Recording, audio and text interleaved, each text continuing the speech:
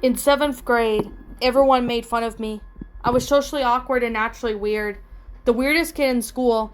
I had a few other misfit friends, and we liked going to the library at lunchtime just to goof around. One day, as we were headed to the library, I noticed someone walking in who I'd never seen before. It was extremely odd because, as I mentioned, everyone made fun of me.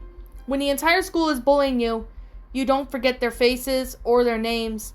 However, this kid was different, because until the day, I had no idea he even existed. Even stranger, everyone else knew him. For a duration of the story, I'm going to call him Riley. My memory is a little hazy, but I'm pretty sure Riley was on crutches. He might have missed a lot of school, which would explain why I hadn't met him.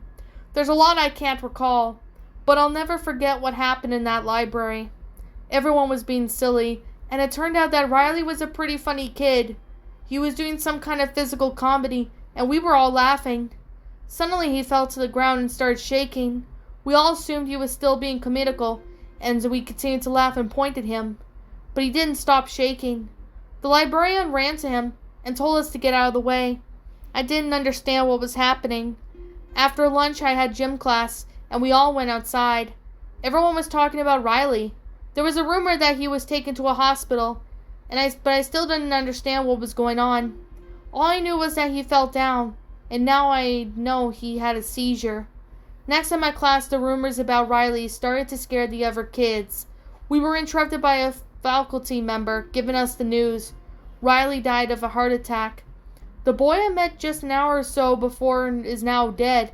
The last thing he would remember was the other kids pointing and laughing at him. I felt guilty and confused. Everyone who was close with Riley, as well as everyone who was in the library at lunchtime, was taken to the principal's office to mourn together. I was shocked at how many kids were there. Why did he know so many people that I knew, but I never knew him? I never heard anyone mention him before. The whole room was crying, but not me. I just lowered my head in an attempt to be upset. Someone put my hand on my shoulder, thinking I must have been devastated by what happened. I didn't belong there. I didn't belong with people who knew him, and they were truly crushed by his death. All I could think about was Riley shaking on the floor of the library as I laughed and pointed. The following day, everyone in my homeroom was sobbing and consoling each other. Everyone but myself and the kid who sat in front of me. It was the most surreal experience of my life. I could be wrong about us having to school the next day, but I assumed it was to let everyone mourn solitarily. After all, everyone knew him but me. I knew Riley was dead, but somehow it didn't register properly. I knew I was supposed to be sad, that I was supposed to cry, but there was nothing. The kid who sat in front of me, I'll call him Matt, turned and looked at me with a nervous smile. He wasn't crying either, and for a moment we connected. Throughout the day I realized that there were only two kids who weren't in tears. Matt was the nicest, most well-liked kid in the school. As popular as I found Riley was, Matt was even more so. He was always kind to me when I was being picked on by other kids. He would still laugh along with them, but I never joined in. I thought I might become friends since we were the only two kids in the entire school who didn't cry. I guess it never happened. In the 8th grade, I was still such a loser as I was the year before. Don't ask me why, but I went to a school dance. I think my misfit buddies said they were going, but then they didn't show up. That may explain why I was clinging to a group of kids that weren't my friends. They were all from my Catholic education program, and Matt was with them, so I felt a little more accepted. He was the only one I felt comfortable talking to. I kept bringing up the funny thing that happened in my class that day, since I couldn't think of anything else to say.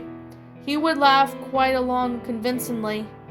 The group kept usually laughing and walking away, and I walked with them. Suddenly they started running, so I ran too. They ran out of the gymnasium through the halls as I followed blindly. I thought they were just having fun, but then I heard Matt saying something like, "He's coming!" It turned out they were running away from me. Later that year, Matt died of a brain aneurysm, and I was the only one who didn't cry. What's up, my pretties? It's the Lion Queen here. I want to appreciate you all for tuning into this video. And I do appreciate you guys supporting my video by giving this video likes and stuff. If you really enjoyed this video, be sure to leave a like, comment and subscribe if you're new, ring the bell for notifications to when I upload so that way you guys will get updated for whenever I upload. If you want to follow me on Twitter or DeviantArt, feel free to leave a follow on those if you are interested in following me on those socials. If you want to support my backup channel, known as Miss Dark Shigo, feel free to subscribe to it, as a link to that will also be in the About page section. And with that being said, and that being the case, thank you so much for watching, my pretties, and as always, stay pretty.